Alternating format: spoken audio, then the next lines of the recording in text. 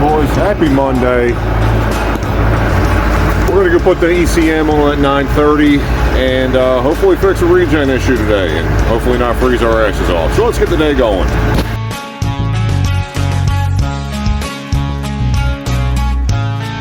All right, boys, got the old diesel heater fired up. New ECM, the old 930 here. Let's get to it. All right, out with the old, in with the new, boys.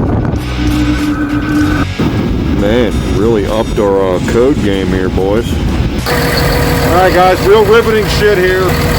ECM's installed, engine's running. And so far, soot load, 0%. All right, so not going to confirm or deny, but we did a sulfation recovery, which was roughly 55 fucking minutes. And in that time frame, we've only went to 2.57% soot load. So we're going to power cycle it and see if it's still at that same point. All right, boys, after a power cycle, there you go.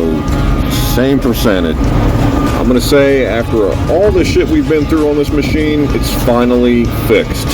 Hopefully. We'll see. I don't know if anyone on here knows Morse code, but means, is anybody hired? It's cold this morning, boys. Woo.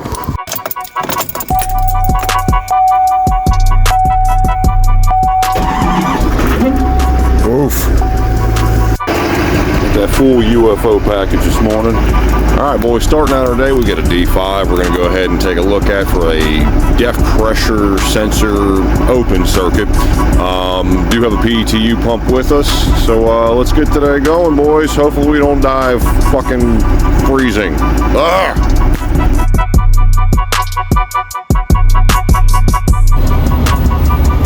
Not cool. Not cool.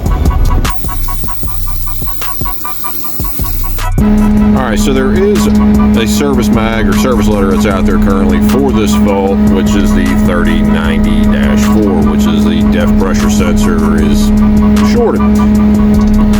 So we're out of the hours on the service letter, but we're going to go ahead and check some obvious connector points and stuff like that. Make sure the connectors don't have any signs of corrosion from depth wicking through the pump or something like that. And then we'll just do a quick once over from there to the engine ECM, make sure everything's good to go there. If we're all good, then we're going to go and put a depth pump on it and hopefully fix the issue on this D5. And install.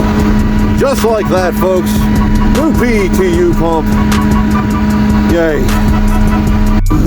Well, the connector is definitely not loving life. It's, yeah, not holding up well to this winter. Great success. So we get to replace that tomorrow. Yay. Oh, that's nothing. Just Duramax doing Duramax things. Jesus Christ. Plug much? All right, boys. Useful cat part number. PETU connector, you know, the ones just like that with the little yellow lock on there. That's right.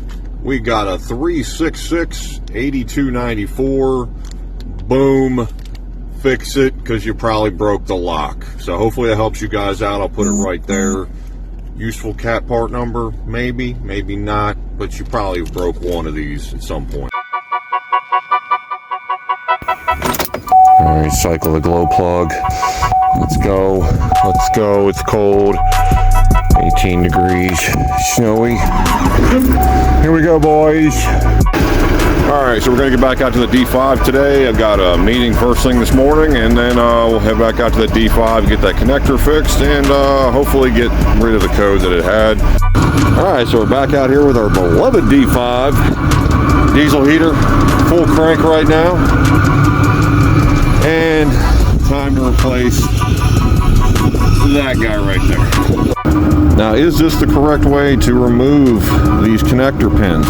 No. But will it work? Yes. So if you have a decent back probe kit, you actually get these little needle pins. Well, you see right there on either side of the connector pin, push it in, pull the wire out, boys. All right, boys, if you can look down there, new connectors in, PETU all connected, ready to rock and roll. Let's get to hook up the heater lines and all that fun shit. And we'll check and see if we got depth pressure. All right, so let's go ahead and test it. Key on. What do we got? Well, we're registering that at least it's not short or open. Moving on. All right, after it thaws and everything's running, what do we get? Boom, right there, boys. So real quick, I wanted to do some updates real fast, and for everybody who's recently been following, thank you. And everybody who's stayed along through this whole bullshit journey, also, thank you. We're roughly almost 18,000 on Facebook, almost 9,000 on Instagram. The YouTube channel is almost 3,800. TikTok, which if anybody really cares, we're looking at about 6,700 on there. It's just humbling. That's the biggest thing I'd like to throw out there. Humbling that somebody would willingly want to follow this whole shit show that I call my day-to-day life.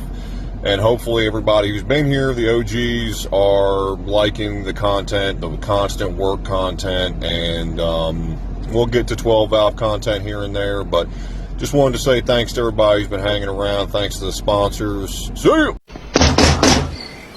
What? I'm cold. Here's some matches. Set yourself on fire. The truck is positioned like perfectly, and I didn't even try to do that. I don't know what's happening. This whole week, people have asked me, what am I doing here? I simply don't know, and I'm just here doing things.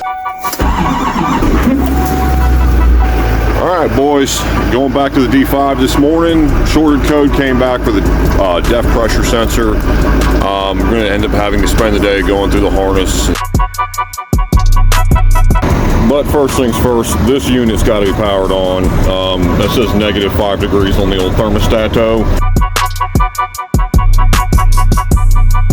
All right, so the basics of this circuit, guys, is you've got 3 wires for the depth pressure specifically. You've got the supply, you've got the signal, and you've got ground. So it's that's 997, K810, and 993. Now, all these go back to the J1 connector on the engine ECM. You have one other connection point that is a 12-pin connector, which is a little bit further downstream here. This gets you back to the J1 connector, and if you guys see right there, that 12-pin connector, 63, or 53, sorry. All right, guys, so if you guys can see that green wire right there, it's out of the connector. Well, that wire is bent, twisted, contorted, all the way back. So my suspicions are that's the reason why we have a short code. All right, boys, you see it right there through remote services. Boom. Depth pressure's maintained. Got a little bit of an hour, 2 hours of runtime total on it, and yeah, I think we're good to go. Well, boys, it's starting to warm up. Thank God that we had the old V-bore fucking diesel heater, but we ran out of fucking diesel fuel at one point, and we had some waste oil lying around. And just to say, she's getting hot, real hot.